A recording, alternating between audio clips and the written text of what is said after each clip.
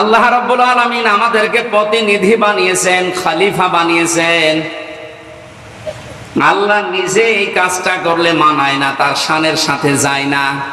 এই জন্য খলিফা হিসাবে মনে করেন আমি সেই কুষ্টিয়া থেকে আল্লাহর খলিফা হয়ে এসেছি। আল্লাহর বান্দাদের সামনে আল্লাহর ওই কথাগুলো অ্যাডভার্টাইজ করছি। আশা করি আপনি আল্লাহর এই দুইটা আদেশ আজকে থেকে মেনে চলার চেষ্টা করবেন। এক নম্বরে ইত্তাকুল্লাহ, আল্লাহকে ভয় করো। প্রশ্ন আসতে পারে, জন্মের পর থেকে শুনছি আল্লাহকে ভয় করো, তো ভয় তো করি না। আল্লাহকে ভয় করে শব্দের ভেতরে যে ব্যাখ্যাগুলো আমাদের এই বাংলাদেশ, ভারত, পাকিস্তানে চলে, একটা স্বাভাবিক ব্যাখ্যা এখন নিয়ে আসা লাগবে। ইত্তাকুল্লাহ, তাকওয়ার ব্যাখ্যা আধুনিক ভাবে সব চাইতে সুন্দর ব্যাখ্যা আমার কাছে মনে হয়। আল্লাহর ভয় তো আছেই, আল্লাহর নিষিদ্ধ কাজগুলো ঘৃণা করে ছেড়ে দেওয়ার নাম তাকওয়া। এবং যেই বিষয়ে আমরা আছি দুনিয়াতে, ওই বিষয়ের উপরে দক্ষতা অর্জন করে, ওই বিষয়ের উপরে জ্ঞান অর্জন করে ওটা দুনিয়ায় কাজে লাগানোর নাম তাকওয়া। আমি বোঝাতে পারিনি। পৃথিবীতে বেঁচে থাকতে হলে আমাদের কর্মজীবন লাগবে, মাস্ট বি। যেই কর্মজীবনে আছে ওই জায়গায় যেন ওই বিষয়ের উপরে দক্ষতা অর্জন করে, জ্ঞান অর্জন করে ওটা সুচারুরূপে আঞ্জাম দিতে পারি, ওইটার আরবি নাম তাকওয়া। এই তাকওয়া বাংলাদেশে আছে? বলেন। যে বিষয় জানে না আমরা আরো ওই বিষয়ে ওকে ওই চেয়ারে বসিয়ে দেই, এটা একটা জুলুম। সারা জীবন লেখাপড়া করেছে কৃষির উপরে, ওরে ধর্ম মন্ত্রণালয়ের দায়িত্ব দিয়ে বসে আছে। ধর্ম কি জানে? ওরে দেওয়া দরকার ছিল ধান কয় মনে কয় মন হয়, কয় বিঘাতে কতটুকু লাগাতে হয়, ওই দায়িত্ব দেন। কারণ অনার্স মাস্টার্স করেছে ওইটার উপরে। তাহলে তাকওয়াটা আজ আমরা কোন জায়গায় দেখতে পাচ্ছি না। যেই বিষয় আমরা আছি ওই বিষয়ের উপর আমাদের জ্ঞান নেই অধিকাংশ মানুষের। আমি এই চেয়ারে বসার আগে, এটা একটা আমানতের জায়গা, এই মঞ্চগুলো একটা আমানত। এখানে বসার আগে আমার যতটুকু দায়িত্ব, এখানে যা দরকার ওই বিষয়গুলো কোরআন থেকে, হাদিস থেকে চিন্তা ভাবনা করে, গবেষণা করে, পড়াশোনা করে এসে বলা। অথচ আজ 100 জনের 98 জনের ভেতরে এই দায়িত্ব বোধ পাওয়া যাচ্ছে না। 7 দিন পর পর মসজিদে জুমার নামাজ হয়, এটা খেলা করার জন্য না। ইমাম সাহেব 7 দিন ব্যক্তি, পরিবার, সমাজ আর রাষ্ট্রের দিকে তাকাবে। 7টা দিন কোরআন থেকে, হাদিস থেকে সলিউশন কি, এর সমাধান কি, উনি এইগুলো মিলিয়ে লোড করবে। 7 দিন পরে জমার নামাজে দাঁড়িয়ে জনগণকে ওই বিষয়ে সতর্ক করবে। জনগণ ওইটা বাস্তব জীবনে, প্র্যাকটিক্যাল লাইফে সেট করবে। 3.5 লাখের উপরে মসজিদ থেকে যদি সত্যি এই আওয়াজগুলো এই মেম্বার থেকে, আমানতের জায়গা থেকে আমরা দিতে পারতাম, আর যারা আমরা শুনতে যাই এটা যদি সত্যি আমরা মেনে নিতে পারতাম, এদেশ দুর্নীতিতে চ্যাম্পিয়ন হতো না। যেখানে আছি ওই জায়গা থেকে যেন জ্ঞান অর্জন করার মাধ্যমে, দক্ষতা অর্জন করে ওই জায়গাটা আমরা ঠিক রাখতে পারি আঞ্জাম দেওয়ার মাধ্যমে। আল্লাহ পাক বলেন তাকওয়া অর্জন করো। এখানে আমি 9টা বিষয় পেয়েছি। তাকওয়া অর্জন কিভাবে করতে হয়? আল্লাহর নিষিদ্ধ কাজগুলো ঘৃণা ভরে ছেড়ে দিতে হয়। যেই কাজে আছি ওই কাজের দক্ষতা অর্জন করে, জ্ঞান অর্জন করে ওইটা বাস্তবায়ন করতে হয়। এখন তাকওয়ার ফলাফল কি? তাফসিরে মাসারিতে, তাফসিরে তাবারিতে এই 2টা জায়গায় পড়ে পেয়েছি। তাকওয়া যদি কেউ অর্জন করে, মহান আল্লাহ তাকে 12টা পুরস্কার দুনিয়া আখিরাত মিলে দান করেন। বলেন সুবহানাল্লাহ। আলহামদুলিল্লাহ। যারা দাঁড়িয়ে আছেন জায়গা পেলে ওখানে বসে। আমার অনুরোধ থাকবে 1 ঘন্টা, 1 ঘন্টার ভেতরে কথাবার্তা বন্ধ থাকবে। বাংলাদেশের ঐতিহ্যবাহী জেলা রংপুর, গঙ্গাচড়া থানার অন্তর্গত উত্তর পানাপুকুর ওপড়াবাড়ি সরকারপাড়া নবনির্বাচিত হাফেজিয়া মাদ্রাসার উন্নয়ন কল্পে ৮ম বাৎসরিক তাফসীরুল কোরআন মাহফিলের স্বনামধন্য সভাপতি জনাব মাওলানা নজরুল ইসলাম, প্রধান অতিথি মাননীয় জাতীয় সংসদ সদস্য জনাব আসাদুজ্জামান বাবলু, এতক্ষণ যারা কোরআনে কারীম থেকে আলোচনা রাখলেন, আপনাদের এ বিভাগের কৃতি সন্তান জনাব মাওলানা ওমর ফারুক সিদ্দিকী, আলোচনা রেখেছেন জনাব মাওলানা হোসাইন আহমেদ মাহফুজ চুয়াডাঙ্গা, মঞ্চে বসা আছেন ইসলামিক চিন্তাবিদ মাওলানা আবু যর গিফারি চুয়াডাঙ্গা, বসা আছেন বন্ধুবার হাফেজ মাওলানা মাহফুজুর রহমান দিনাজপুরি, বিশেষ অতিথিবৃন্দ, যত মানুষের নাম দিয়েছে একটা একটা করে নাম ধরে দোয়া করলে অনেক সময় লাগবে, একবারে দোয়া করে দিলাম।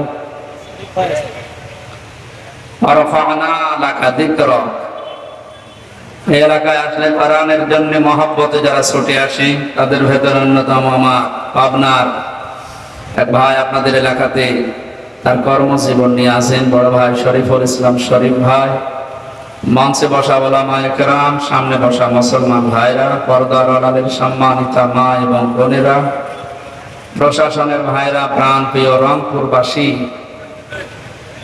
আল্লাহকে ধন্যবাদ জানাচ্ছি যিনি এই প্রচন্ড গরমে, আসলে এই অনুষ্ঠানগুলো আমাদের এই বাংলাদেশ, ভারত, পাকিস্তান এই সমস্ত দেশগুলোতে শীতের সময় বেশি হয়, আপনারা দেখ পান না, এই কারণে নিয়েছেন এই গরমের ভেতরে, আপনারা ছাড়েন না, আমিও পারি না, আল্লাহু আকবার, ওইরকম হয়ে যাচ্ছে। তারপরে আসলে প্রচন্ড গরমে কথা বলা কষ্ট, আর একটু আগে উঠতে পারলে ভালো হতো। যাক, আমরা প্রশাসন থেকে আমাদেরকে জানিয়েছি 12টার ভেতরে যেন শেষ হয়ে যায়, আমরা 12টা পর্যন্ত কথা বলবো ইনশাআল্লাহ। নির্ধারিত একটা বিষয়ের ওপরে আলোচনা হবে, আল্লাহর নির্দেশ আমরা যেন জানতে পারি আজকের এই তাফসীর মাহফিল থেকে, যে আল্লাহ আমাদেরকে এখানে নিয়ে আসলেন। বলেন আলহামদুলিল্লাহ। সাক্ষী, এই শব্দটার সাথে আমরা পরিচিত, এই শব্দের দ্বারা আজ হাজারো মানুষের জেল, জরিমানা, জুলুম, নির্যাতনের শিকার হওয়া লাগছে। আর এই সাক্ষীটার আগে মিথ্যা শব্দটা জোড়ার কারণে অনেক ভয়ঙ্কর মানুষও ছাড় পেয়ে যাচ্ছে। আল্লাহর সাক্ষী আছে, আল্লাহ সাক্ষী নেই? আল্লাহ রাব্বুল আলামিনের প্রথম সাক্ষী আমাদের এই দুই কাঁধে বসা আছে। কোরআনে কারীম জানিয়েছে কিরামান কাতিবিনা ইয়ালামুনা মা তাফআলুন। কিরামান কাতিবিন আমরা অনেকে জানি এটা দুইজন ফেরেশতা, নাকি না? এটা সম্মানিত লেখক দল, দুইজন লেখক আমাদের সাথে আছে, ওনারা লিপিবদ্ধ করছে আপনার হায়াত পর্যন্ত যা হবে সব ওরা লিখে রাখবে। কিয়ামতের দিন 2 নাম্বার সাক্ষী, ইকরা কিতাবাকা কাফা বিনাফসিকা আল-ইয়াওমা আলাইকা হাসিবা। আল্লাহ এটা ধরিয়ে বলবে, পড়ো, জান্নাতে যাবে না জাহান্নামে যাবে আজকে কাউকে জিজ্ঞাসা করা লাগবে না, তোমার হিসাবের জন্য তুমি নিজেই যথেষ্ট।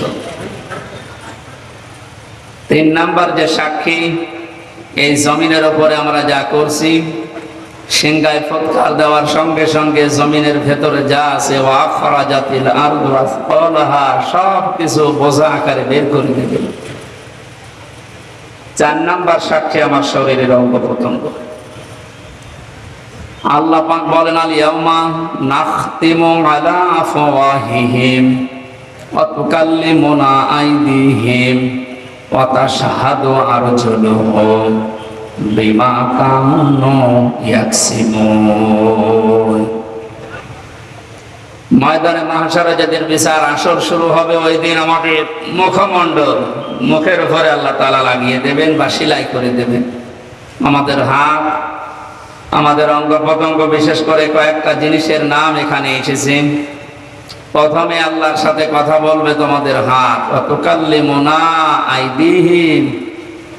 হাত যে কথা বলতে পারে, এটা এখন হয়তো আমাদের অনেকের বিশ্বাস হচ্ছে না।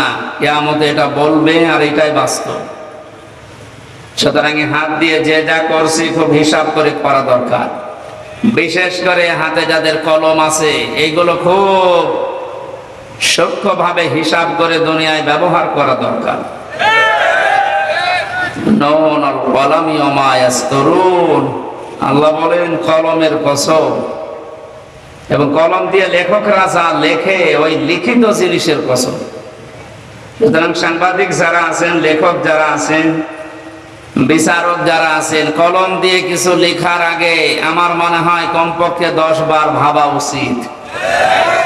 এমন কিছু লেখা ঠিক না যে আমার চোখ বন্ধ হওয়ার পরেও যেন ওই লিখিত জিনিস আবার কিয়ামত পর্যন্ত আমার কবরের আযাব বাড়াতেই থাকে। আমার কথার অর্থ বোঝেন তো? লেখকরা যা লিখে যাচ্ছে এই লিখিত জিনিসের কসম দিলেন কেন? পৃথিবীতে এমনও মানুষ আছে বুঝে হোক না বুঝে হোক এমন কিছু লেখে, ওই সময় হয়তো আবেগে কিছু লিখে রাখা যাওয়ার পরে লোকটা বিদায় নিলে ওই লিখিত জিনিস নিয়ে জীবিত মানুষেরা এমন এমন কিছু তৈরি করে রং চং মাখিয়ে, ওইটার দ্বারা হাজারো মানুষের চরিত্র ধ্বংস হয়, ওইটার দ্বারা হাজারো মানুষ হাইজাকার হয়, চাঁদাবাজি শেখে, ওখান থেকে হাজারো মানুষ বেয়াদব হয়ে যায়। আমি নাম নিলাম না, এদেশের একজন পতিত দশা লেখক, নাম করা, নাম নিলে আপনারা চিনবেন। এই লোকটা যে সমস্ত উপন্যাস, যে সমস্ত বইগুলো লিখেছে, উনি মারা গেছে, কিন্তু তার এই বইগুলো দিয়ে এখন নাটক বানানো হচ্ছে, সিনেমা বানানো হচ্ছে। এমন এমন নাটক সিনেমা বানানো হয় যেখানে মানুষের চরিত্র ধ্বংস করা ছাড়া চরিত্র সংশোধনের কিছু সেখানে নেই। সে লোকটা তো মারা গেছে অনেক আগে, শুয়ে আছে সবুজ একটা শ্যামল জায়গায়। এর দ্বারা যত মানুষ এই দেশের চরিত্র হারাচ্ছে, পৃথিবীর সবচাইতে বড় সম্পদ মানুষের চরিত্র। এটা যারা হারিয়ে ফেলে তার কাছে আর কিছু থাকে না। আপনি তো মারা গেলেন, আপনার লিখিত জিনিস দিয়ে কি মানুষ হারাচ্ছে আপনি কবরে বসে বসে কিন্তু এখন টের পাচ্ছেন। এই জন্য লেখকরা যা লিখে যাচ্ছে ওই লিখিত জিনিসের গুরুত্ব আছে। এই জন্য আল্লাহ লিখিত জিনিসের কসম দিয়েছেন। এমনকি এটা যখন ইতিহাস হয়ে যায় তখন ওর কদর আরো বেড়ে যায়। আল্লাহ বলেন ওয়াল আসরি, ইতিহাসের কসম। কারণ পৃথিবীর ময়দানে অনেক কিছু অনেকে ভুলে যায়, ইতিহাস ওইটা সংরক্ষণ করে রাখে। ইতিহাস কিন্তু ভোলে না। পৃথিবীর নিয়মই হচ্ছে এইটা, ঘটনা যখন ঘটে ওই সময় কেউ লেখে না, ঘটনা ঘটে যাওয়ার পরে কিন্তু ইতিহাস লেখা হয়। আপনি কি বুঝে বলেন ঠিক নাকি আন্দাজে সবার সাথে তাল মিলান? আপনারা অনেকে আমরা জন্মের পর থেকে ইয়াজিদের ইতিহাস শুনি। লোকটা জালেম ছিল। কে ছিল? বলেন বলেন। এত জুলুম করেছিল, ওই সময় জালেমের বিরুদ্ধে লেখার মতো মানুষ পাওয়া যায়নি, কিন্তু ইতিহাস লেখা হয়েছে, না হয়নি? ইয়াজিদের যে ইতিহাস, এটা পড়লেই মানুষ তাকে গালি দেয়, অথচ নামটা তো খারাপ না। ইয়াজিদ অনেক সুন্দর নাম, সুন্দর নাম না? এই পৃথিবীতে এখন কাউকে পাবেন যে একটা কুকুরের নামও ইয়াজিদ রাখে? কোথায় আল্লাহ পৌঁছিয়ে দিয়েছে আপনি টের পেয়েছেন? আল্লাহর বিধানের বাইরে যারা জীবন চালাবে, আল্লাহ তাদের জীবনকে দঙ্কার ভেতরে ফেলবে। দঙ্কার যতগুলো তাফসীর পাওয়া যায় তার অন্যতম এটা। দঙ্কা মানে ওই মানুষটাকে আল্লাহ 7টা বিষয় আছে দঙ্কার ভেতরে। এর 3 নাম্বারটা পৃথিবীতে এই মানুষটা মারা যাওয়ার সময় একটা ইতিহাস হয়ে থাকবে। আমাদের ঝিনাইদহের এক এমপি কিছুদিন আগে মারা গেছে, ইতিহাস হয়ে আছে বাংলাদেশে। কত টুকরা করেছে তার লাশ, এমনকি শুনলাম যে বিলিন্ডার মেশিন দিয়ে পর্যন্ত বিলিন্ডার করে বিভিন্ন জায়গায় ছড়িয়ে দিয়েছে। তা বাংলাদেশে একটা ইতিহাস হয়ে রাখেনি। হয়তো এখন ইতিহাস কেউ লিখছে না, লেখা হবে একদিন। লেখা হবে না? 10 বছর, 20 বছর, 50 বছর পরে যখন ইতিহাস লেখা হবে, পৃথিবীর মানুষ আগামী প্রজন্ম দুনিয়ায় যারা আসবে, জালেমদের নাম শুনলে বরদোয়া দেবে, ঘৃণা করবে। ইমাম হোসাইনের পক্ষে ওই সময় কেউ ছিল না, কলম ধরার সাহস কারো হয়নি, কিন্তু ইতিহাস লেখা হয়েছে না? লেখা হয়নি? ইমাম হোসাইনকে ইতিহাস স্মরণীয় বরণীয় করে দিয়েছে, নন্দিত করে দিয়েছে, বিজয়ী করে দিয়েছে। আর ইয়াজিদকে আল্লাহ নিন্দিত, ঘৃণিত, এই পৃথিবীর সবচাইতে নিকৃষ্ট মানুষের তালিকায় নাম তুলে দিয়েছে। এত সুন্দর নাম এই লোকটাকে যদি এত নিচে নামিয়ে আল্লাহ দিতে পারেন, পৃথিবীর যারা জালেম, হয়তো সামনাসামনি আপনাদের কোনো কিছু বলার ক্ষমতা দুনিয়ায় কারণে ইতিহাস কিন্তু লেখা হবে। নয়তো ওয়ালা আসরি, আসরের আগে আল্লাহ ওয়া দিতেন না। আল্লাহ কসম দিয়েছেন, ইতিহাসের কসম, এটা নীরব সাক্ষী।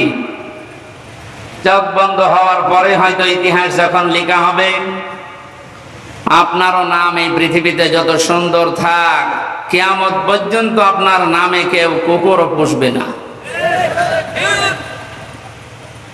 এই জন্য আমাদের উচিত সাক্ষীর যে বিষয় 4 ধরনের বললাম, আল্লাহ রাব্বুল আলামিন এই 4 প্রকার সাক্ষী যেন আমাদের পক্ষে এনে দেন, বলেন আমিন।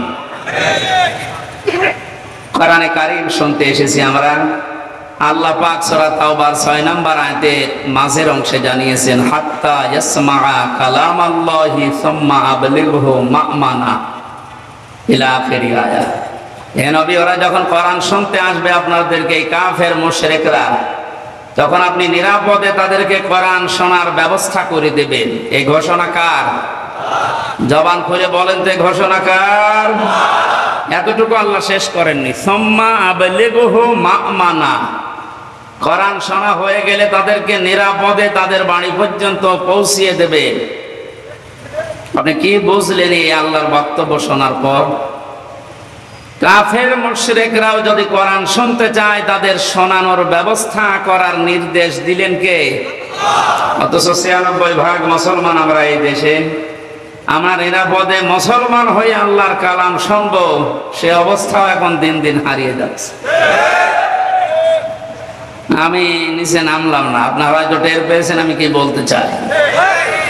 কাফেরদের নিরাপদে, নিরাপত্তার সাথে কোরআন শোনার ব্যবস্থা করে দেওয়ার নির্দেশ যদি আল্লাহ দেয়, যে আমাদের নিরাপদে, নিরাপত্তার সাথে আল্লাহর কালাম শোনার অধিকার নেই, এই অধিকারগুলো বিভিন্ন কায়দায় যারা বন্ধ করতে চাচ্ছে, আপনি পারবেন না। কারণ এটা তো আমির হামজার বক্তব্য না, এই বক্তব্য সরাসরি কার? ইন্না নাহনু নাযালনা যিকরা ওয়া ইন্না লাহু লাহাফিজুন। এই জিকিরে কোরআন আমি আল্লাহ নাযিল করেছি, এটা হেফাজত করার দায়িত্ব আমি আল্লাহ নিজে নিয়েছি। এজন্য বুঝে হোক না বুঝে হোক, বিভিন্ন জিনিস হাতে পেয়ে যারা কায়দা কৌশল করে এটা থেকে মানুষকে দূরে সরিয়ে রাখতে চাচ্ছেন, আপনার মিশন কখনো সফল হবে না ইনশাআল্লাহ। দরুদ আর সালাম পড়ছি আমাদের নবী মুহাম্মদ রাসূলুল্লাহ সাল্লাল্লাহু আলাইহি ওয়াসাল্লামের প্রতি, যার আনিত আদর্শ পেয়ে আমরা খুশি না বেজার? অবশ্যই আমরা খুশি। তেলাওয়াত করেছিলাম সূরা তাওবা। কোন সূরা বলেন তো? কোন আয়াত থেকে কথা শুনতে হলে তাফসীর অনুযায়ী 5টা বিষয় লক্ষ্য করা লাগে। আমরা জানি তাফসীর এক মাযহারিতে আছে।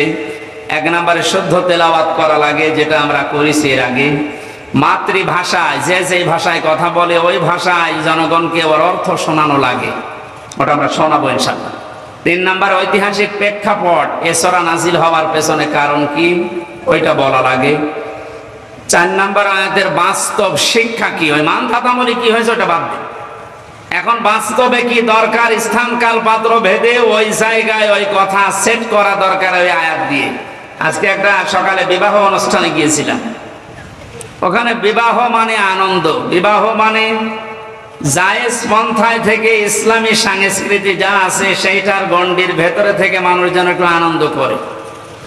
একজনকে ইসলামী সঙ্গীত বলতে দিয়েছে, সে এমন একটা সঙ্গীত আরম্ভ করেছে, মানুষ মরে গেলে যেটা বলে ওইটা। একই মরণের অনুষ্ঠান। এই জন্য স্থান কাল পাত্র ভেদে কথা বলা দরকার। এই আয়াত থেকে এখন যেটা খুব জরুরি, আমরা ওই কথাগুলো তুলে আনার চেষ্টা চালাবো ইনশাআল্লাহ। 5 নম্বর আয়াত থেকে যে শিক্ষাগুলো পাওয়া যাবে, এটা নিয়ে বাড়ি দেওয়া। আল্লাহ আমাদের আজকের এই ছোট্ট অনুষ্ঠান হলো, এখান থেকে তাফসীর আকারে যে কথা বলছি বা বলবো এখান থেকে ওইগুলো নিয়ে যাওয়ার তৌফিক যেন দান করেন, বলেন আমিন। জবান খুলে কোরআনের এই আয়াতটা একবার পড়েন, যেন একটা অক্ষরে 10টা করে নেকি পাওয়া যায়। আউযু বিল্লাহি মিনাশ শাইতানির রাজিম। বিসমিল্লাহির রহমানির রহিম। ইয়া আইয়ুহাল্লাযীনা আমানুত্তাকুল্লাহা ওয়া কুনু মা'আস সাদিকিন। সাদাকাল্লাহুল আযীম। সূরা তাওবা। কোন সূরা বলেন? বলেন। ডাক দিয়েছেন আল্লাহ এখানে শুধুমাত্র ঈমানদারকে। তাহলে বেঈমান যারা আছে আয়াত তাদের জন্য না। বেঈমান যদি থাকেন আপনি এখন উঠে চলে যান, কারণ আপনার জন্য আজকের এই আয়াত না, আপনার জন্য আলাদা আয়াত আছে। বেঈমানদের আল্লাহ ডাক দেয়নি, ইয়া আইয়ুহাল্লাযীনা কাফারু, আল্লাহ কাফেরদেরকেও ডাক দিয়েছেন। সুতরাং ওই আয়াত যেহেতু আজকে পড়ি নাই, ওইটা আপনাদের জন্য না। এখানে যারা বেঈমান আছে চলে যান। দেখেন তো কত চলে যাচ্ছে। এটা কি বেঈমান নাকি? হ্যাঁ, একটু পরে যান। এখন আমার প্রশ্ন যে আমার ভেতরে ঈমান আছে কিনা আপনি বলেন তো। আমার তো জুব্বা গায়ে আছে, পাগড়ি মাথায় আছে, এত বড় সুন্দর সুন্দর টুপি মাথায় দিয়ে আছে, আমার হাতে তসবিহও আছে, আমার ঈমান নেই মানে? না। সাহাবী প্রশ্ন করলেন, হে রাসূল, আমার ভেতরে যে ঈমান আছে আমি কিভাবে টের পাবো? নবীজি বললেন, ইযা সাররাতকা হাসানাতুকা ওয়া সাআতকা সাজ্জিআতুকা ইলা আখিরিল হাদিস, রাহু ইবনে মাজাহ। বিশ্ব নবী বলেন, উম্মত, হে আমার সাহাবী, তোমার ভালো কাজগুলো যখন তোমাকে আনন্দ দেবে, খুশি করবে, আর অন্যায় কাজগুলো যখন তোমাকে কষ্ট দেবে, তখন বুঝবে তোমার ভেতরে ঈমান আছে। এ বাংলাদেশে আজ সবার কাছে ভালো কাজ ভালো লাগে, আসতে বলেন। খারাপ কাজ যেটা আল্লাহ বিরোধী, সমাজ বিরোধী, এরকম কাজ সবার কাছে খারাপ লাগে। অথচ নামের আগে মোহাম্মদ আছে, নামের শেষে হোসাইন আছে। নামের আগে মোহাম্মদ আছে, নামের পরে হোসাইন আলী লেখা আছে, এর ভেতরে ঈমান আছে না? বিষয়টা এমন না। ভালো কাজ আপনার কাছে ভালো লাগা লাগবে, আর অন্যায় কাজ হলেই সেটা আপনাকে কষ্ট দেবে। যদি আপনি থিওরির উপরে থাকতে পারেন আপনার ভেতরে ঈমান আছে, আর এই দুইটার বাইরে গেলে আপনি 14 বার হজ করে আসলে আপনার ঈমান নেই, আপনি বেঈমান। তাহলে এখানে যারা ভালো কাজ ভালো লাগে তারা বসেন, অন্যায় কাজ দেখলে যাদের কষ্ট হয়, ঈমানদারকে আল্লাহ ডাক দিয়ে 2টা আদেশ দিয়েছেন। ইত্তাকুল্লাহ, আমি আল্লাহকে ভয় করো, ওয়া কুনু মা'আস সাদিকিন, আর দুনিয়ায় যারা সত্যবাদী তোমরা তাদের সঙ্গে থাকো। এখানে আদেশ কয়টা? বলেন। কি আদেশ? কি হামজার আদেশ? আল্লাহ রাব্বুল আলামিন আমাদেরকে প্রতিনিধি বানিয়েছেন, খলিফা বানিয়েছেন। আল্লাহ নিজে এই কাজটা করলে মানায় না, তার শানের সাথে যায় না।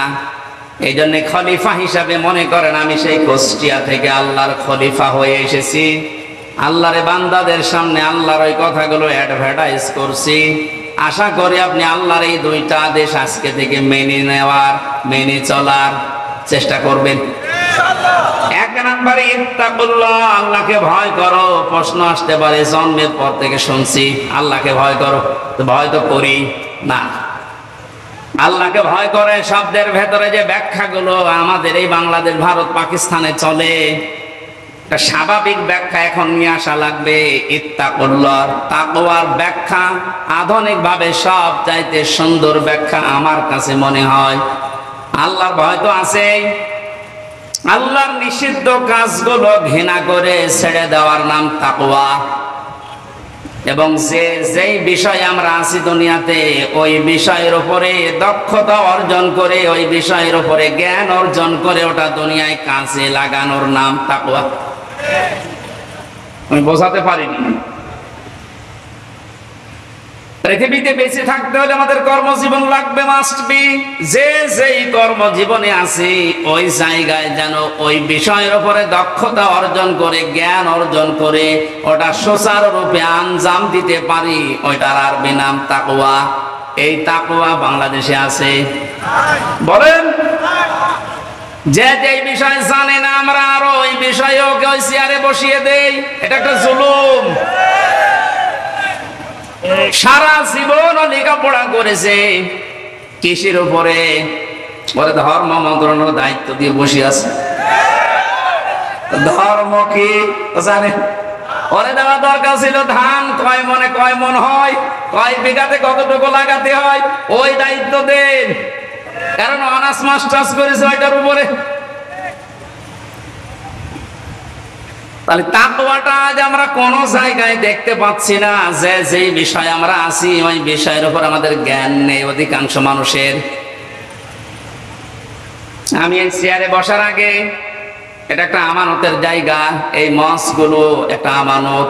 এখানে বসার আগে আমার যতটুকু দায়িত্ব, এখানে যা দরকার ওই বিষয়গুলো কোরআন থেকে হাদিস থেকে চিন্তা ভাবনা করে গবেষণা করে পড়াশোনা করে এসে বলা।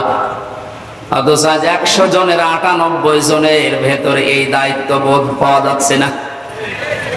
7 দিন পর পর মসজিদে জুমার নামাজ হয়, এটা খেলা করার জন্য না। ইমাম সাহেব 7 দিন ব্যক্তি পরিবার সমাজ আর রাষ্ট্রের দিকে তাকাবে। 7টা দিন কোরআন থেকে হাদিস থেকে সলিউশন কি, এর সমাধান কি, উনি এইগুলো মিলিয়ে মিলিয়ে লোড করবে। 7 দিন পরে জমার নামাজে দাঁড়িয়ে জনগণকে ওই বিষয়ে সতর্ক করবে। জনগণ ওইটা বাস্তব জীবনে প্র্যাকটিক্যাল লাইফে সেট করবে। 3.5 লাখের উপরে মসজিদ থেকে যদি সত্যি এই আওয়াজগুলো এই মেম্বার থেকে আমানতের জায়গা থেকে আমরা দিতে পারতাম, আর যারা আমরা শুনতে যাই এটা যদি সত্যি আমরা মেনে নিতে পারতাম, এদেশ দুর্নীতিতে চ্যাম্পিয়ন হতো না। গভীর একটা ষড়যন্ত্র চলছে আজ কিছুদিন ধরে, না জানি জীবিত অবস্থায় আবার দেখা যায় কিনা যে দেশ এখন আর আমাদের হাতে নেই। কিছুদিন আগে 14 দলের সাথে বৈঠকের সময় মাননীয় প্রধানমন্ত্রী যে আশঙ্কা পেশ করেছিলেন, তার শেষের যে 5টা কথা, পার্বত্য চট্টগ্রাম অঞ্চলের কয়েকটা জেলা এবং মায়ানমার এবং ভারতের কিছু অংশ নিয়ে সাদা চামড়া যারা আছে, আমি নাম নিলাম না, এরা কিন্তু গোপন আন্দোলন চালিয়ে যাচ্ছে একটা স্বাধীন খ্রিস্টান রাষ্ট্র ঘোষণা দেওয়ার জন্য। ওদিকে মায়ানমারের কিছু অংশ, ভারতের কিছু অংশ, বাংলাদেশের চট্টগ্রামের রাঙ্গামাটি, বান্দরবন, খাগড়াছড়ি, এই কয়েকটা জায়গা নিয়ে, দক্ষিণ সুদানে যেমন দিয়েছে কিছুদিন আগে, ইন্দোনেশিয়ার পূর্ব তৈমুরে দিয়েছে কিছুদিন আগে। জীবিত অবস্থায় যদি ওটা আবার দেখে যাওয়া লাগে যে বাংলাদেশও ভাগ হয়ে একটা দক্ষিণ সুদানের মতো স্বাধীন খ্রিস্টান রাষ্ট্র চলছে, এটা দেখে যাওয়ার আগে মরে যাওয়া ভালো। কারণ যে স্বাধীনতা সার্বভৌমত্ব অখণ্ড রাখার জন্য, অক্ষুণ্ণ রাখার জন্য হাজার হাজার মানুষ জীবন দিয়েছে, লক্ষ লক্ষ মানুষ, লক্ষ লক্ষ মানুষের ইজ্জত সম্ভ্রম হারিয়েছে, সেটা যদি এখন চর্ম চোখে দেখে যাওয়া লাগে, এত চেতনা করে কি হবে? অনেকে চেতনার দোহাই দিয়ে বিভিন্ন কাজ করে যাচ্ছে। চেতনা আপনার থাকছে না, তো চেতনাটা কাজে লাগান। আল্লাহ সভাপতির উদয় হওয়ার তৌফিক দিন যদি কপালে হেদায়েত থাকে। এখানে ষড়যন্ত্র যা হচ্ছে, নাক কান চোখ মুখ খোলা রাখা দরকার আমাদের। যে যেখানে আসি ওই জায়গা থেকে যেন জ্ঞান অর্জন করার মাধ্যমে দক্ষতা অর্জন করে ওই জায়গাটা আমরা ঠিক রাখতে পারি আঞ্জাম দেওয়ার মাধ্যমে। আল্লাহ পাক বলেন তাকওয়া অর্জন করো। এখানে আমি 9টা বিষয় পেয়েছি। তাকওয়া অর্জন কিভাবে করতে হয়? আল্লাহর নিষিদ্ধ কাজগুলো ঘৃণা ভরে ছেড়ে দিতে হয়। যে যেই কাজে আসি ওই কাজের দক্ষতা অর্জন করে, জ্ঞান অর্জন করে ওইটা বাস্তবায়ন করতে হয়। এখন তাকওয়ার ফলাফল কি? তাফসিরে মাঝারিতে, তাফসিরে তাবারিতে এই দুইটা জায়গায় পড়ে পেয়েছি। তাকওয়া যদি কেউ অর্জন করে, মহান আল্লাহ তাকে 12টা পুরস্কার দুনিয়া আখিরাত মিলে দান করেন। বলেন সুবহানাল্লাহ।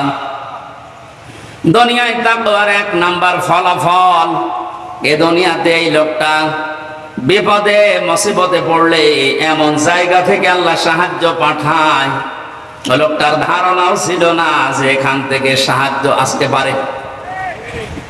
সত্যি যদি আপনার তাকওয়া অর্জন হয়, এটা আপনি দেখতে পারবেন।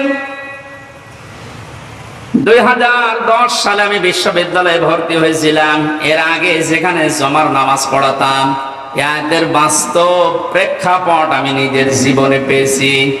কোরআনে কারীম জানিয়েছে, ইয়া আইয়ুহার রাসূল বাল্লিগ মা উনজিলা ইলাইকা মির রাব্বিক ওয়া ইল্লাম তাফআল ফামা বাল্লাগতা রিসালাতা ইলা আখির আয়াত।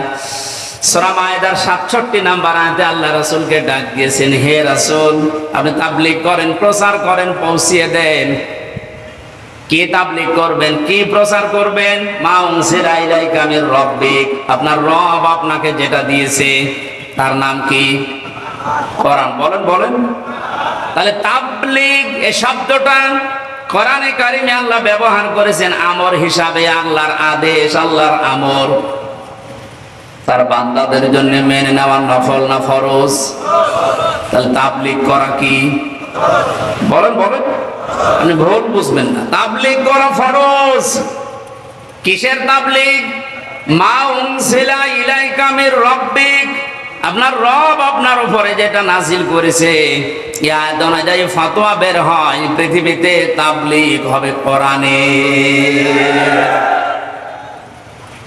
আল্লাহ পাক বলেন, আমি ভালোভাবে জানি কোরআনের তাবলীগ যদি আপনি করতে চান, আপনার উপরে বিপদ আপদ মুসিবত আসবে। আল্লাহু ইয়াসিমুকা মিনান নাস। ইয়াসিমু এটা মোসারে, বর্তমান, ভবিষ্যৎ, প্রেজেন্ট, ফিউচার। শুধু বিশ্ব নবীকে আল্লাহ এক আদেশ দেননি, হে নবী কিয়ামত পর্যন্ত এই আয়াতটা কোরআনে থাকবে, না থাকবে না? সত্যি যদি কোরআনে কারীম আমি আল্লাহর কালাম, এটা তাবলীগ করা ফরজ, এই বিশ্বাস নিয়ে মানুষ যদি তাবলীগ করতে চায়, প্রচার করতে শুরু করে, বিপদ আপদ মুসিবত আসবে, আমি আল্লাহ নিজে আপনাকে বাঁচাচ্ছি, তাদেরকেও বাঁচাবো। এর উপরে পরিপূর্ণ বিশ্বাস নিয়ে যখন ওই ছোট বয়সে, কয় বছরে বয়স ছিল তখন, কেবল ইন্টার শেষ করে বিশ্ববিদ্যালয়ে গেছি, খুব বেশি হলো 19-20 বছর হবে। এই 20 বছর বয়স থেকে আমি দেখেছি কোরআনে কারীমের সঠিক তাবলীগ করার কারণে, যদি ওই সময় আমাকে পুলিশ ধরেছিল, হাজতে নিয়েছিল, জেলে গিয়েছিলাম, আল্লাহ এমন ভাবে বাঁচিয়েছে, তা আমারও বিশ্বাস হয়নি যে এভাবে বাঁচা যায়। এটা আল্লাহর কোরআনের উপরে বিশ্বাস অগাধ। ওই যে বলছিলাম, দুনিয়াতে যে যেই কাজে আছেন ওই বিষয়ের উপরে জ্ঞান অর্জন করে দক্ষতা নিয়ে এগিয়ে যাওয়া সামনে, এ তাকওয়া যদি তৈরি হয়, প্রথম আল্লাহ ফলাফল দেবেন। বিপদে পড়লে এমন জায়গা থেকে সাহায্য আসবে যেটা চিন্তার বাইরে। জোরে বলেন সুবহানাল্লাহ। আমি 9টা বলতে পারলাম না, এগুলো আছে। আমার মূল বিষয় কুনু মা'আস সাদিকিন, আল্লাহর আদেশ তোমরা সত্যবাদী যারা আছে তাদের সঙ্গে থাকো। এই আদেশ কার? আরো জোরে বলেন। এই আয়াতটা নিয়ে আজ সবচাইতে বেশি ভেজাল বাংলাদেশের, ভারতে। আপনি যত দরবারে যাবেন সেখানে আয়াতটা আগে পাবেন। তারা বলবে আল্লাহকে ভয় করা, সত্যবাদীদের সাথে থাকো। সত্যবাদী মানে পীর সাহেব। অথচ সাদিকিন, সত্যবাদী কারা? এ কথা বলবে কে বলেন তো? বলেন বলেন। হামজা যদি বলে অমকে সত্যবাদী, অমক দল সত্যবাদী হবে? কোরআনে কারীমে আল্লাহ এর ব্যাখ্যা সূরা বাকারার 177 নম্বর আয়াতে দিয়েছেন যে 10টা গুণ যাদের ভেতরে পাওয়া যাবে, আমি আল্লাহর ভাষায় উলাইকাল্লাযীনা সাদাকু ওয়া উলাইকা হুমুল মুত্তাকুন। এই মানুষগুলো হচ্ছে আমি আল্লাহর ভাষায় ইমানের দাবিতে সত্যবাদী, আর এরা তাকওয়াবান, এরা মুত্তাকি। তোমরা যদি সঙ্গী সাথী থাকতে চাও, এই 10টা গুণ যাদের ভেতরে আছে তাদের সাথে থাকো। এটাতে রেকর্ড হচ্ছে সারা পৃথিবীতে, কালকে ছড়াবে। আমার সামনে এখন 750 কোটির উপরে বেশি মানুষ মনে করেন বসে আছে। আমি নিজের ইমান থেকে দায়িত্ববোধ নিয়ে কথা বলছি। আল্লাহ যাদের সাথে থাকতে বলেছেন তাদের পরিচয় যদি এখন এই আয়াতের সাথে মিলে যায়, অবশ্যই যাদের সাথে থাকা আপনার জন্য ফরজ। কোরআনে কারীম আদেশ দিচ্ছে, এবার আপনি মিলান। লাইসাল বিররু আন তুওয়াল্লু ওয়াজহাকুম কিবালাল মাশরিকি ওয়াল মাগরিবি ওয়ালাকিন্নাল বিররা মান আমানা বিল্লাহ। আল্লাহ পাক বলেন শুধু পূর্ব দিকে আর পশ্চিম দিকে মুখ ঘুরিয়ে নামাজ পড়লে সওয়াব হবে। কে বলেছে তোমাদেরকে? শুধু মুখ ঘুরিয়ে নামাজ পড়লেই মনে করছো না আমার সওয়াব এত বেশি হয়ে গেছে, জান্নাত আমার জন্য যথেষ্ট? কখনোই না। ওয়ালাকিন্নাল বিররা মান আমানা বিল্লাহ। আরে আসল নেকির কাজেই দুনিয়াতে আল্লাহর উপরে বিশ্বাস করা। কার উপরে? এখন আল্লাহর উপরে বিশ্বাস কি? এখন বলেন যে জন্মের পর থেকে যে শব্দ শুনছি আল্লাহর উপরে ঈমান আনা, বিশ্বাস করা। কোন মানুষ যদি রংপুরবাসী ভালো করে খেয়াল করেন, কোন মানুষ যদি বলে আল্লাহর উপরে আমি বিশ্বাস করেছি, তার ভেতরে কমপক্ষে 4টা জিনিস পাওয়া যাবে, মাস্ট বি।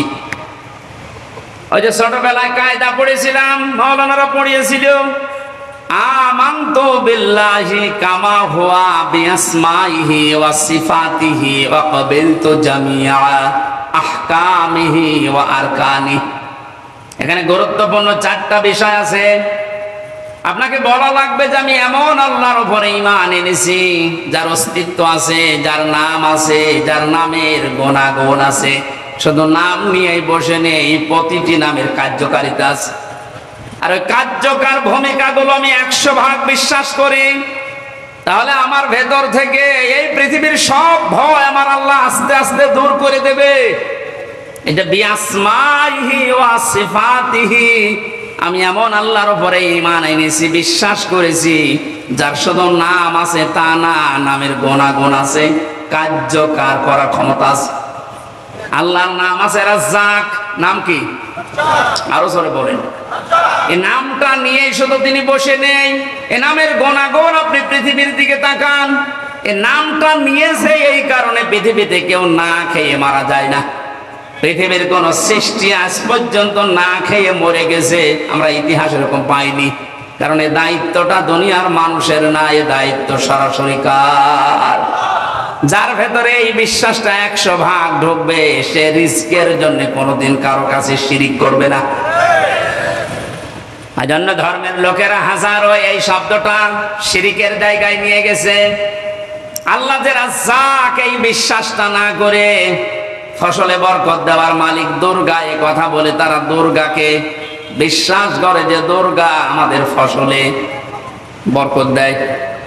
অনেক মুসলমান পর্যন্ত তাদের কথার সাথে সুর মিলিয়ে বলে ফেলে মা দুর্গা গজে চড়ে এসেছিল, এই জন্য ফসলের বরকত এবার বেশি হয়েছে। রিজকের মালিক কে বলেন তো? রাজ্জাক নামটা খেলা করার জন্য নিয়েছে। হযরত সুলাইমান নবী আলাইহিস সালাম একবারে দায়িত্ব নিতে চেয়েছিলেন এক বেলার জন্য। আল্লাহ পাক বলেছিলেন তুমি পারবে না, কারণ রাজ্জাক দুনিয়ার কারো নাম না, রাজ্জাক কার নাম? আরো জোরে বলেন। তিনি জোর করে এসে নিয়েছিলেন, পারেন নাই, কিয়ামত পর্যন্ত কেউ পারবেও না। রংপুরবাসী সহজ সরল মানুষ, বিভাগের মানুষেরা কান খাড়া করে শোনেন, যাদের অন্তরের ভেতরে এই বিআসমাইহি ওয়া সিফাতিহি বদ্ধমূল হয়ে ঢুকে আছে, বসে আছে, তাদের কাছে ফাঁসির দড়ি আর ফুলের মালা সমান। তাম দুনিয়ায় একদিকে চলে গেলে ওই মানুষগুলোকে আল্লাহ যে রাজ্জাক, এখান থেকে আপনি টলাতে পারবেন না। এই জন্য মানুষগুলোর জীবনের দিকে তাকিয়ে দেখবেন, যারা আল্লাহকে রাজ্জাক বলে বিশ্বাস করে, রিস্কের কোনো পরোয়া কোনো ভয় তাদের নেই। কারণ এই দায়িত্বটা আল্লাহর। আল্লাহ যেই দায়িত্ব নেয়নি ওই বিষয় নিয়ে তারা সব সময় চিন্তিত। রিস্কের বিষয় কার কাছে? আপনার মরণের পরে আপনার আমল অনুযায়ী আপনার হিসাব হবে। আমল ভালো না হলে আল্লাহ আপনার জন্য জান্নাত দেবেন না। এই জন্য যে মানুষগুলো আল্লাহ যেটা আমাদের উপরে ছেড়ে দিয়েছে, যে ঈমান আর আমল, এইটা ঠিক করার জন্য, সোজা করার জন্য তারা 24 ঘন্টায় দেখবেন ব্যস্ত।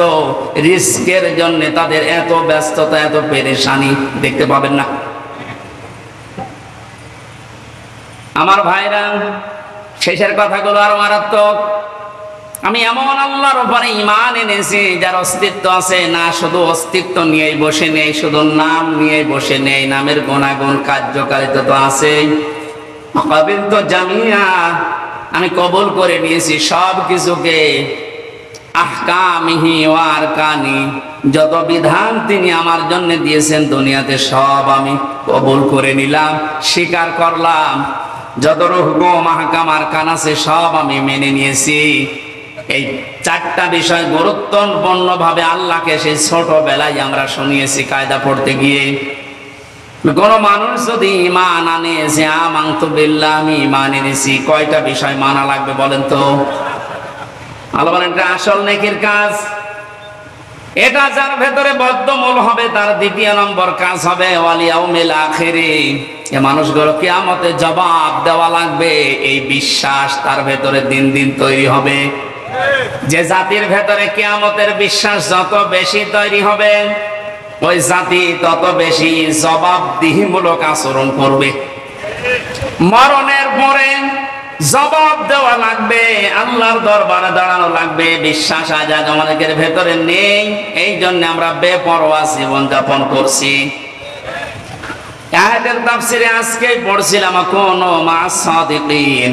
আল্লাহ পাক জানিয়েছেন, হে নবী আপনি বলেন, দুনিয়াতে যারা সত্যি পৃথিবীতে সত্যের উপরে টিকে থাকার জন্য চেষ্টা চালায়, আসমানে একটা ঘোষণা হয়ে যায় যে আমার ওই বান্দা, ওই বান্দি সত্যবাদী। করে বলেন সুবহানাল্লাহ। কোন মানুষ যখন সত্যবাদী হিসাবে পরিগণিত হয়, ঘোষণা হয় আসমান জমিনে, আল্লাহ পাক ওই সত্যের দ্বারা তাকে জান্নাতের দিকে এগিয়ে দেন। আর কোন মানুষ যখন মিথ্যার উপরে, মিথ্যাকে প্রতিষ্ঠা করার জন্য চেষ্টা চালায়, আসমান জমিনের যে ঘোষক ফেরেশতা আছে ঘোষণা দিয়ে দেয় যে ওই লোকটা, ওই মেয়েটা মিথ্যাবাদী, ওর নাম মিথ্যাবাদী হিসাবে পরিগণিত হয়ে যায়। ওই মানুষটা মরণের আগে আর ঈমান পায় না, ও বেঈমান হয়ে মারা যায়। কারণ মিথ্যা এই পৃথিবীর সব পাপের মূল। এই আয়াত থেকে আপনি কি বুঝলেন? মিথ্যাকে আজ যারা জানা শোনার পরে প্রতিষ্ঠিত করতে চান, কায়েম করতে চান, দাঁড় করিয়ে রাখতে চান, হয়তো আপনি আরো 50 বছর এই দুনিয়ায় টিকে থাকতে পারবেন, কিন্তু মরণের সময় আপনি ঈমান পাবেন না, বেঈমান হয়ে মরবেন। মিথ্যা সব সময় নিয়ে যায় জাহান্নামের পথ দেখাতে। আল্লাহ এই শব্দটা সহজ ভাবে আমাদের 2 দলকে, সত্য এবং মিথ্যার উপরে যারা আছি, এই 2 দলকে এই শব্দটা সহজ ভাবে বোঝার তৌফিক দেন। বলেন আমিন। আপনাদের আমিন শুনে বোঝা যাচ্ছে যেটা আপনি মানবেন না। কিয়ামতের বিশ্বাস যে জাতির ভেতরে যত বদ্ধমূল ভাবে বসে যাবে, ওই জাতির কাছে জবাবদিহিমূলক আচরণ পাওয়া যাবে। এইটা তৈরি করার জন্য আজ বাংলাদেশে জনগণের সামনে কোরআন দিয়ে আমরা কথা বলতে চাই। আপনার কাজ ছিল এইটা, ওই কাজ আমরা করে দিচ্ছি, আমাদের আরো বাহবা দেওয়া দরকার। কিন্তু অনেক জালেম আছে আমাদের কাজে বাধা দেয়, আরো বন্ধ করে দেয়। ওয়াল ইয়াউমিল আখিরি পর্যন্ত আল্লাহ শেষ করেননি। এই শব্দটার ভেতরে এত কিছু লুকিয়ে পেয়েছি আমি। কোন মানুষ যদি সত্যিই বলে আল্লাহ কিয়ামতে আমার জবাব দেওয়া লাগবে, এটা আমি বিশ্বাস করি, দেখবেন ওর জীবন ওই দিন থেকে আস্তে আস্তে পরিবর্তন হয়ে যাচ্ছে। ওর চলাফেরা, ওর কথাবার্তা, ওর লেনদেন, ওর আচার আচরণ সব পাল্টিয়ে গেছে। খলিফাতুল মুসলিমিন হযরত ওমর, হাদিসটা যদিও দুর্বল, আমি শিক্ষার জন্য বলছি, ইন্তেকালের 12 বছর পর তার সন্তান আব্দুল্লাহর সাথে দেখা হয়েছিল স্বপ্নে। হযরতে আব্দুল্লাহ বলেন, বাবা কোথায় ছিলেন এতদিন? খলিফাতুল মুসলিমিন হযরত ওমর বলে, বাবারে আজ 12টা বছর আমি দুনিয়ার জীবন ছেড়েছি, আমি আল্লাহর দরবারে হিসাব দিচ্ছিলাম। শেষ পর্যন্ত মহান আল্লাহ আমাকে বলেছে, ও মা আমারে মাফ করে দিলা। 12 বছর পরে এখন আমি আল্লাহর মাফের ঘোষণা পেয়ে জান্নাতের নহর থেকে গোসল করে জান্নাতের কাপড় পরে আমি জান্নাতে যাচ্ছি। ও রংপুরবাসী, আকাশের তারকার চাইতে হযরত ওমরের নেকির কাজ দুনিয়ায় বেশি ছিল। রাস্তা দিয়ে গেলে শয়তান পর্যন্ত ভয় পেত ওই রাস্তায় যেতে। নবীর পরে যদি কেউ নবী হওয়ার যোগ্যতা অর্জন করত, হযরত ওমর নবী হয়ে যেত। জান্নাতের সার্টিফিকেট জিন্দা অবস্থায় যে পেয়েছিল যারা, তার ভেতর উনি 2 নাম্বার। এই পর্যায়ের মানুষ মানে যদি 12 বছর লাগে তারপর আল্লাহ বলেন আমি মাফ করে দিয়েছি। বলেন তো আপনি নিজের দিকে তাকিয়ে আপনার কয় বছর লাগবে?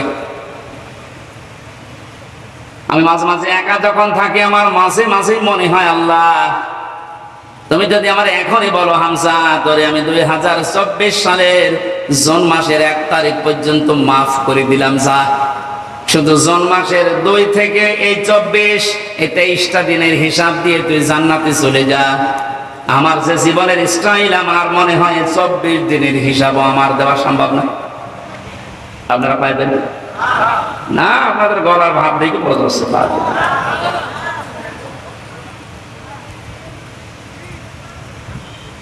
হিসাবের এই কথাগুলো মারাত্মক ভাবে আল্লাহ বারবার বিভিন্ন সূরাতে আমাদেরকে শুনিয়েছেন। সূরা হাক্কাতটা পড়বেন ভালো করে, আর সূরা আল কারিয়া সূরাটা পড়বেন বাড়িতে।